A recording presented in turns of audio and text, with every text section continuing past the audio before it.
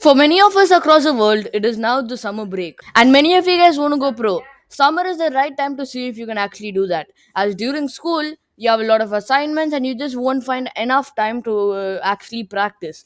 But summer, it's often around 2 months for everyone. So you have a whole 2 months to practice.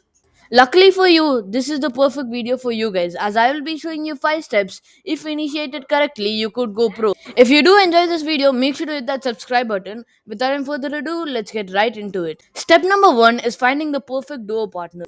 Now this is extremely important as you and your duo should both be motivated to grind out. And it won't work out if only you want to grind out comp, but you do not so much. Now that won't work. You both should be ready to put on the grind if you actually want to go pro.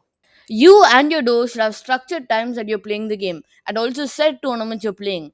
For example, you're playing the duo cash cup every week. You should stick to that, and you should also be hopping on to practice with your teammate at the same time. This helps build consistency over your gameplay and also helps in building chemistry, especially if you don't know your duo partner in real life.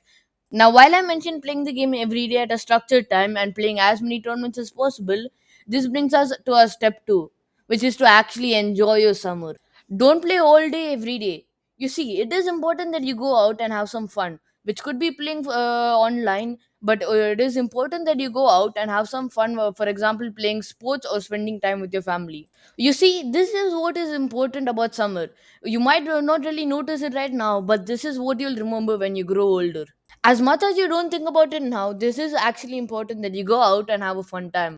Also, another benefit of this is if you play all day every day, you might risk getting bored of Fortnite, which eventually might lead to burnout.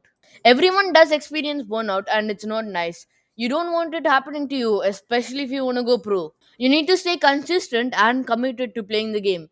You can't play during certain weeks and take off during other weeks just because you were tired of the game. Moving on to step 3, it is using the time you're online effectively. If you want to go pro in the 2 months we have, you have to use your time effectively. For example, a person with 2 to 3 hours a day who's using his time effectively, like it's going to be way better than a person who plays around like 4 to 5 hours a day who plays like let's say like hide and seek. Instead, you can use your time effectively by playing like scrims, aim trainers, edit courses, free building. Like all these will help you help you in tournaments, unlike playing like other weird creative maps. Now, step 3 brings me to step 4, which is to avoid your time online playing ranked. While some of you guys may like ranked, I don't really find it skillful with like especially with all these cars and all. I do know that for like another week or so, all the cars have been removed, which is overall a good thing. It leads to people actually fighting instead of running away. But still, I don't really find ranked as as good as like playing scrims, for example. I personally haven't played ranked at all this season, and I also advise you guys not to. In my eyes, time spent in ranked is time wasted. While it does allow you to replicate in game fights, it doesn't really help you during end games. For example, let's take a tournament. I'm sure many of you guys fail in a tournament because of dying of spawn or just not making far enough during an end game. So let's take the solo victory cup for example. You get 33 points for coming in 7th place, but you get 65 points for the win. You can understand from this, making deep in an end game is way more important than all the other things. Now, let's say for scrims, you do practice your early game because you do actually have to make it out spawn. And we also know that we often have storm switch during our end games, which allows you to practice both early game and end game. So, scrims allow you to practice all different parts of a game in one particular game. But in rank, there is no real end game, and also the early game is just a pure 50-50. And you just don't really get any practice from it. If you only play like 4 to 5 scrim games a day, you can like after you're done, you can word review and see what you did wrong, which caused you to die.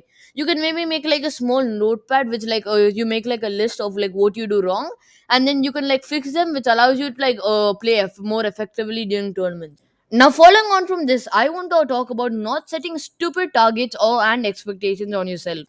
You see, it's important that you don't overstretch yourself while playing Fortnite during the 2 months time.